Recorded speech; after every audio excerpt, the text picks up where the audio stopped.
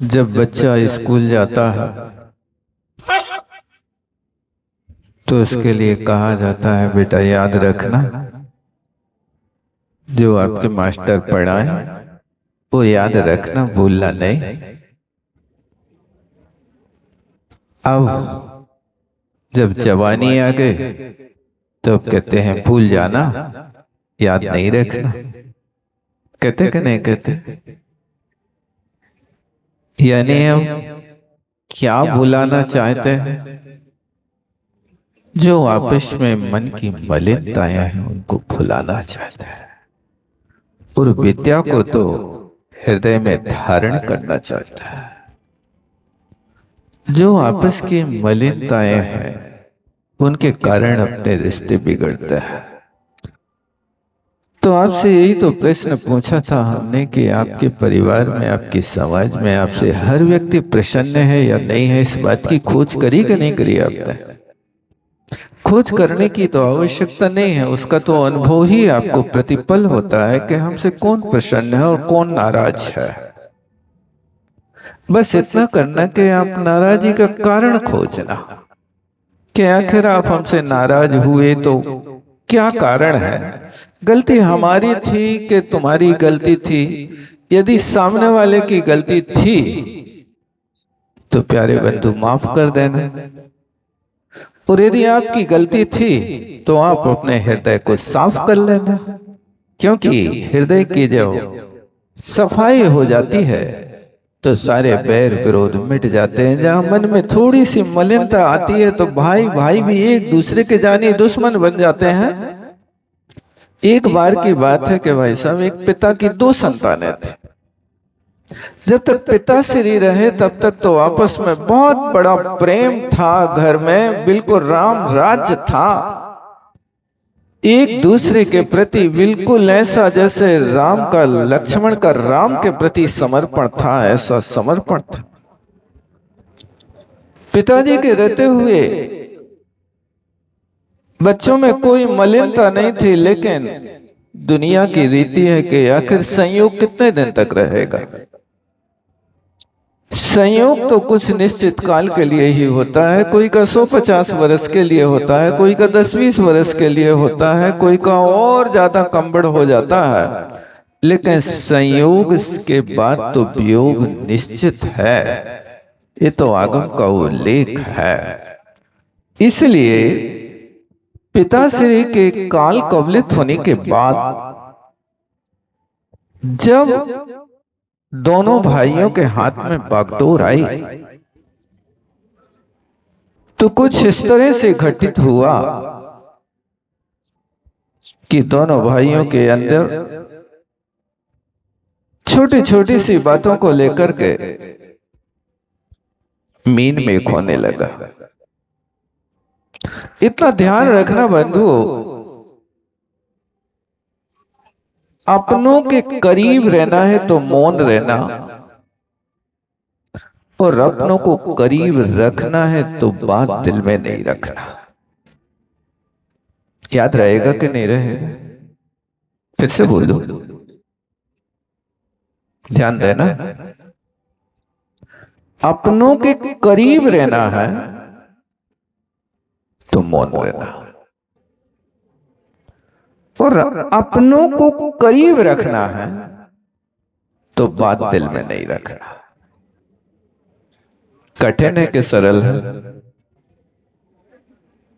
बहुत कठिन है, क्योंकि स्वार्थ त्याग की कठिन तपस्या बिना खेद जो करते हैं,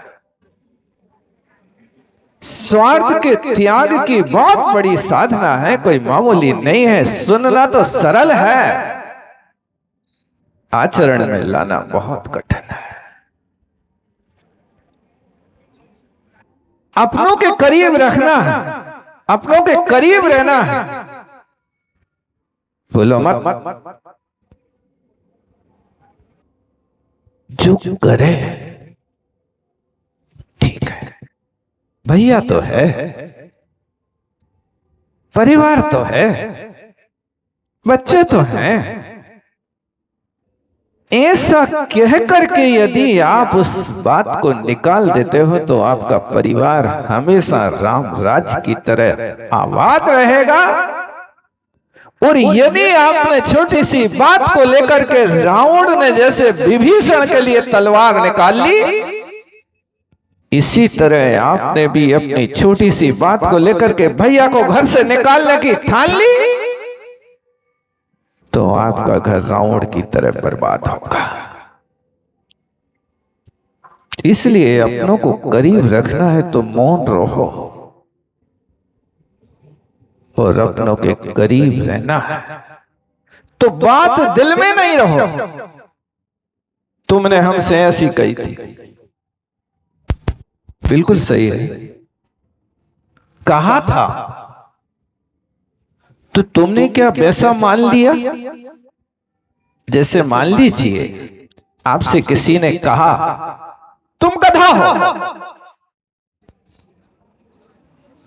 एक असंयमी के कहने से तुमने गधा मान लिया, अपने को और सामने वाले को लात मार दे, गधा बन गए।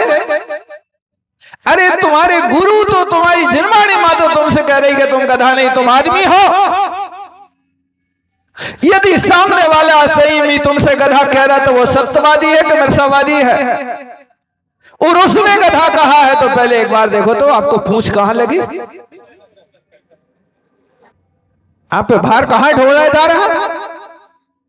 क्या गधा के आपके कोई चिन्ह मिल रहे हैं? सामने वाले ने गधा कहा तो एक बार अपने शरीर को टटोल करके तो देखो कि हमारे चार पांव कहां हैं, पूंछ कहां है, कान खड़े कहां हैं? यदि उसने गधा कहा और गधा के लक्षण हमें नहीं मिल रहे तो लत्ती मारना है अथवा तुम्हें अपने अंदर खोज करना, बताओ क्या करना है? जब गधा के लक्षण नहीं है तो सामने वाला झूठा, और यदि है तो सुधार करो। हम मानव होकर के गधा है, गलती कहां हुई है उसको सुधार करने की कोशिश करो। यदि तुम सही सोचने लगोगे तो तुम्हारे जीवन में बहुत अंतर आएगा। बस यही हुआ कि जब तक पिताजी थे तब तक के लिए सबको बहुत अच्छी शिक्षा देते थे, लेकिन पिताजी के जाने के बाद दोनों भाइयों के मूड बदल गए और कुछ काल व्यतीत होने के बाद दोनों भाइयों में तो आपस में प्रेम था, लेकिन कभी कभी ऐसा भी होता है कि जो पर घर से आते हैं उनके परिवार या मन नहीं मिल पाते हैं तो कुछ ऐसी दीवारें खड़ी होने लगती हैं कि दिल टूटने लगते हैं और फिर भी कान में खाना फूसी करते कि तुम अलग का नहीं हो जाए, तुम ही तो कुमार है, सबसे ज्यादा कमाओ पुत्र तो वही आओ, तुम कल न्यारे हो जाओ तो कल इनके लिए मांगे से रोटी न मिले, देखो तुम न्यारे हो गए। बस ऐसे कान फूके जाते हैं और कान फूकते ही वहां पर मंत्रा की बुद्धि व्यक्ति के अंदर आ जाती है और मंत्रा की बुद्धि आते ही अपने भाइयों से वो अलग हो जाता है। अपने जीवन को सुखी बनाना है तो ध्यान रखना, पुरुष लोग तुम्हारे जीवन में कभी शकुनी की बुद्धि नहीं आवे और महिलाओं के बुद्धि में कभी मंत्रा की बुद्धि नहीं आवे। नहीं तो समझ लेना कि जब से महारानी की बुद्धि में नौकरानी की बुद्धि आई है तब से घर का बंद हो गया। पता है कि नहीं? इतिहास हर व्यक्ति को पता है। मुझे लगता है कि चरवा वाले तो बिल्कुल राम और लक्ष्मण की बुद्धि के होंगे, कहीं उनके पास में मंत्रा की बुद्धि और उनके पास शकुनी की बुद्धि तो होगी ही नहीं। बताओ भैया सही है कि गलत है? देखो बिल्कुल मौन से बैठे, कोई नहीं बोल रहा हो, कुछ निर्णय नहीं कर पाए। यदि आपके पास शकुनी की बुद्धि आएगी तो कितना बड़ा भी राज्य वैभव हो, परिवार हो, बदनाम हो जाओगे। क्योंकि उनकी बुद्धि आने वाले लोगों के लिए लोग आज भी पूछते हैं, उनका पता पूछते कि नहीं पूछते? क्या कहते हैं? कहां गए वे लोग भी करो झूल भरे रन में? गाली दे रहे कि स्तुति कर रहे? बताओ क्या कर रहे थे? आज भी पूछ रहे कहां गए? कौन? बे लोभी कौरव। कहीं आपको ऐसा इतिहास तो नहीं बना ना कि आपका नाम भी लिखा जाए, कहां गए बे? हम नहीं कह रहे आए, ऐसा इतिहास आप लोग तो नहीं बनाएंगे। कोशिश करें। ऐसे लोग यदि सलाहकार हैं आपके साथ तो हाथ जोड़ो, पिंड झुकाओ। कैसे लोग? शकुनी की तरह सलाह देने वाले और मंत्रा की तरह सलाह देने वाले होवे। यदि मंत्रा की तरह सलाह देने वाले होंगे तो तुम्हारे घर के अंदर दीवारें खड़ी हो जाएंगी, और शकुनी की तरह सलाह देने वाले होंगे तो 100 कौरव होकर के भी बेचारे बेमौत के मारे जाएंगे। बस उन दो भाइयों के अंदर भी मुझे लगता है कोई ऐसी बुद्धि आ गई जो मंत्रा की बुद्धि थी। उस मंत्रा की बुद्धि के कारण उनके अंदर भी परिणाम बदल गए। और दोनों भाई कुछ दिन तो अच्छे से रहे, लेकिन बाद में कहते हैं अपन क्यों ना अलग हो जाए। ठीक है, अलग हो जाते हैं। तो दोनों भाइयों ने आपस में बैठ करके जो भी वस्तु थी उसको आधा आधा कर लिया। झगड़े की कोई जड़ नहीं, लेकिन दोनों भाइयों के बीच में सिलवट्टा एक था। सब चीजें तो आधी आधी हो गई, लेकिन अब एक सिलवट्टा है और दो भैया हैं, और बड़ा भैया कहता कि ये तो पिता की स्मृति के रूप में हम ही ले हैं। छोटा कहता नहीं, ये तो पूरा तत्व में रखने योग्य सिलवट्टा को हम ही लेंगे। अब दोनों में आपस में विवाद छिड़ गया। बात यहां तक बनी थी, सब कुछ काम हो गया था, हाथी निकल गया था, पूंछ भी निकल गई थी।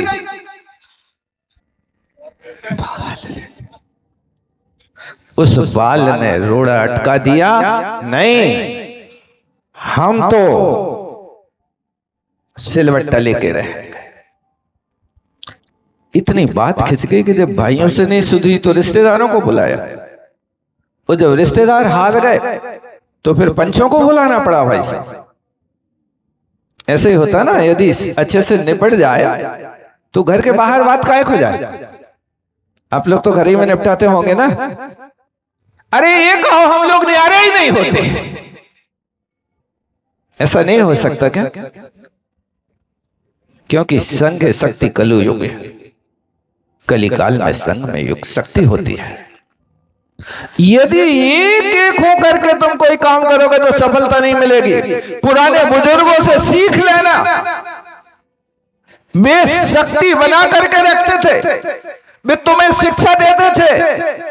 यदि तुम्हारी झाड़ू को झाड़ते समय एक झाड़ू का तिनका निकल जाए तो क्या करते थे? उस झाड़ू के तिनके को उठा करके उसी झाड़ू में खोस देते थे। करते थे कि नहीं करते? अभी भी करते कि नहीं करते? हो तो कहो क्यों? एक तिनके की इतनी कीमत है क्या? अरे वो एक तिनका निकल जाएगा तो झाड़ू की शक्ति ढीली हो जाएगी, और झाड़ू की शक्ति आज ढीली होगी, कल दूसरा तिनका निकलेगा, परसों दूसरा निकलेगा, एक एक करके 2-4 दिन में झाड़ू की दशा बिगड़ जाएगी। उस झाड़ू को मजबूत बना करके हम इस तरह का काम करते हैं कि उस तिनके को कभी निंदा नहीं करते हैं। तिनका कबहू न निंदिए, जो पायंतल हो, हवा उड़े आखन पड़े, पीर घनेरी हो, उस तिनके की भी कभी निंदा मत करना, बहुत उपयोगी है। ये तुम्हें सीख देते थे कि भैया मिल करके रखना। यदि कोई एक व्यक्ति एक तिनका भी बिखर रहा है तो उसको जोड़ करके रखना, उसको तोड़ना नहीं तो जीवन खराब हो जाएगा।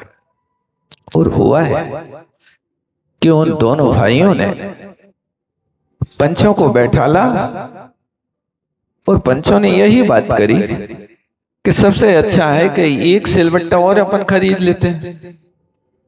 यदि तुम नहीं खरीद सकते हो तो पंच मिलकर के एक सिलवट्टा ला करके तुम्हें दे देते हैं। लेकिन बात है कि 9 सिलवट्टा ले है कौन? हमें तो पिता के हाथ को चाहिए। बात तो ये है ना, कोई मानने को तैयार नहीं तो फिर सिलवट्टा को वादो कर लो। तो भी मानने को बात नहीं, सिलवट्टा तो हम ही लाए। बात बहुत लंबे तक किस दिनों तक खिंचती रही, कोई समझौता नहीं हुआ। अंत में एक दिन बड़े भैया का परिणाम बदल गया। जब परिणाम बदलता है तो फिर मन बड़ा हल्का होता है, आनंद से भर जाता है, वात्सल्य से भर जाता है। और फिर बड़े भैया ने कहा कि अरे क्या करना, सिलवट्टा की बात तो छोड़ो, अपन तो चलो घर छोड़ करके बंबई में रहे हैं, बड़ी शांति से अपना जीवन जिएंगे, कछु नहीं जाने। भैया का मन बदल गया, बड़े भैया का। और छोटे भैया के पास आया, छोटे भैया मैं तो बंबई जा रहा हूँ, तुम सिलवट्टा क्या, तुम तो सब मकान दुकान सब संभालो, मैं तो तुम्हें छोड़ के जा रहा हूँ, मुझे कुछ नहीं चाहिए। और जैसे ही बड़े भैया ने कहा, जैसे छोटे भैया के अंदर भी ये भाव आ गया कि नहीं भैया तुम नहीं जा सकते घर से, तुम्हारे बिना मैं नहीं रह सकता हूं, बड़े तुम पिता तुल्य हुआ करते हैं, तुम्हारी छत्र छाया मेरे ऊपर से उठ जाएगी तो मेरा क्या होगा, मेरा भविष्य क्या होगा, तुम नहीं जा सकते। आपस में एक दूसरे लिपट करके ये से रो रहे, ये से रो रहे। अभी सिलवट्टा के लिए पत्थर और सिलवट्टा के लिए लठ को मार रहे थे, गालियां दे रहे थे, पंचों को जोड़ रहे थे। अब दोनों भैया छाती से लिपट लिपट करके रो रहे, तुम नहीं जा सकते, नहीं जा सकते हो। जो पंच हार गए वे तो कह रहे थे, कह रहे भैया ये भरत मिलाप पहले ही कर लेते तो काहे हो झगड़ा हो। लेकिन आज समझ में आ रहा है कि जब भाव बदलता है तो सिलवट्टा क्या, पूरा घर ले लो, जायदाद ले लो, तुम सुखी रहो और हम बस अपने शांति से साधना करें। ये परिणाम उस समय होते हैं जब मन पवित्र होता है। और पवित्र मन होता है तो ध्यान रखना, तुम्हारे घर में तीर्थ होता है। तीर्थ कहीं बाहर नहीं होते हैं, मन की पवित्रता में तीर्थ हुआ करते हैं। आप अपने मन को पवित्र करके देखो, जहाँ मन की पवित्रता होती है वहाँ तीर्थ होता है। अन्यथा तो तीर्थ तीर्थ वहां फिरे, तीर्थ तारत ना है। जहां लोग तीर्थों पे जाते हैं लेकिन मन की गंदगी को लेकर जाते हैं तो भी वहां तिर नहीं पाते हैं। लेकिन जिनका मन पवित्र होता है उनके घर में भगवान आ जाते हैं। सबरी का मन पवित्र था, इसलिए पवित्र मन की रानी सबरी अपने घर में बैठी राम को बुलाती रही, बुलाती रही। जब उनकी मर्जी होगी तो वो आएंगे, भगवान हमारे घर में आएंगे। और एक दिन राम को आना पड़ा। और जब राम आए तो भक्ति में पागल हो गई, और ऐसी पागल हो गई कि वहां पर राम के लिए सबरी फल तोड़ करके लाई। तो केला जो था वो केला का छिलका राम के हाथ पर रख रही और केला को जमीन में फेंक रही। सो लक्ष्मण जी दूर खड़े तालियां ठोक रहे, खाने वाला भी पागल, खिलाने वाला भी पागल। केला जो फल खाया जाता है उसको जमीन में फेंक रहे, जो छिलका है जमीन में फेंका जाता है उसको राम खा रहे। राम से कहा भैया क्या कर रहे? राम ने कहा भैया मैं फल नहीं खा रहा, मैं तो भक्ति खा रहा। ये भक्ति का प्रभाव हुआ करता है। आप लोगों ने भी भक्ति करी है, इस कार्य को संपन्न किया है। बस मैं कहता हूँ इन अनुष्ठानों को करने का अभिप्राय यही तो तीर्थ है कि जिससे अपन तिर जाए, अपने मन पवित्र हो जाए। भाई भाई से झगड़ा कीना लेना था कुछ दावा कीना, अदालत में गए, मुकदमा हाल लड़ते लड़ते में निकल गई सारी जिंदगी। तुम्हारी जिंदगी काय में बीत रही है बताओ तो? क्या तुम्हारे अंदर इतनी उदारता नहीं हो सकती कि यदि तुम्हारा भैया तुमसे 1 फुट ज्यादा जमीन मांग रहा तो दे दे? धन धरती जो मुख से मांगे सो सब दे संतोष है, क्षमा क्षमा सब ही सो कह के मन की सलाह नहीं। अरे भैया हम लाखों रुपया वहां पर कोर्ट में बर्बाद कर सकते हैं, वकीलों को दे सकते हैं, लेकिन 1000 रुपया भैया को नहीं दे सकता है। जब मन में इस प्रकार की रौद्रता होती है तभी हम इतिहास देखने को मिलता है कि दुर्योधन जैसे लोग कर्ण के लिए एक गांव का राज, एक देश का राज्य दे सकते हैं, लेकिन 5 पांडवों को एक गांव नहीं दे सकता।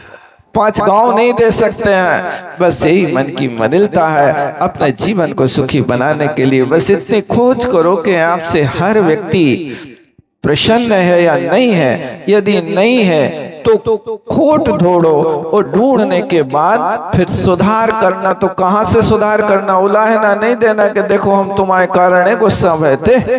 नहीं, ध्यान रखना, सुधार स्वयं से हो, प्यार सभी से हो। उलाहना किसी की ना हो, सराहना सभी की हो। सुधार करना है तो कहां से करो? अपने से सुधार करो। यदि अपने से सुधार करोगे तो जीवन वास्तव में आनंद का जीवन होगा। अन्यथा तो दुनिया जी तो रही है, हर व्यक्ति सुखी होना चाह रहा है। आप पूरे जीवन भर पैसा कमाने के चक्कर में रहते हो और आप सोचते हो कि बुढ़ापे में हमारे काम में आएगा। कौन काम में आएगा भाई साहब? पैसा के बेटा। जब तक बेटा नहीं होता तो उसके लाने रोते कि कम से कम एक बेटा तो हो जाए, क्योंकि हमारे लिए बुढ़ापे की बैसाखी तो बेटा है। और जब बेटा हो गया तो बेटा ने भी धोखा दे दिया। वो तो अपना लेकर के कहीं और चला गया। वो नहीं भी गया तो यहाँ जैसे ही बेटा के साथ गृहस्थी बसती है और वो अलग हो जाता है, पिताजी अब तुम संभालो अपने आप को, हम तो अपनों अलग कर हैं क्या? अब तुम्हारी दशा क्या है? इसलिए पहले सोचते थे कि बेटा साथ देगा, अब बेटा ने साथ नहीं दिया तो सोचते हो पैसा साथ देगा। पैसा साथ देता है? पता है, तुमने 1-1 करोड़ की एफडी तो बनवा ली, लेकिन जब तुम्हारे बुढ़ापे के दिन आते हैं, एफडी खोलने के दिन कभी आते कि नहीं आते?